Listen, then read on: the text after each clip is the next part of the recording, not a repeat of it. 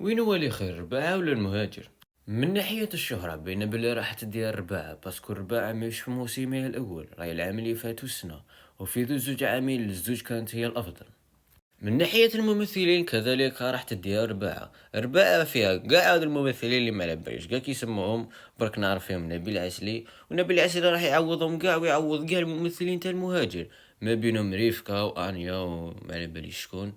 من ناحية السيناريو كذلك راح تديها رباعة بدون أي نقاش، باسكو كتبوا نبيل عسلي ونسيم حدوش، ومعروفين بأعمالهم السابقة كيما دقيوش ومقيوس والبطحان في العوام اللي فاتوا.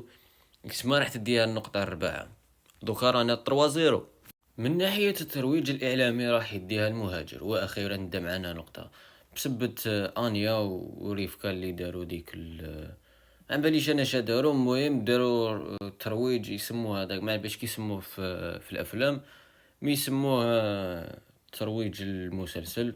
يسمى راح يدي معنا النقطة باسكو الربعة ما داروا حتى ترويج للمسلسل على حسب ما شفت انا.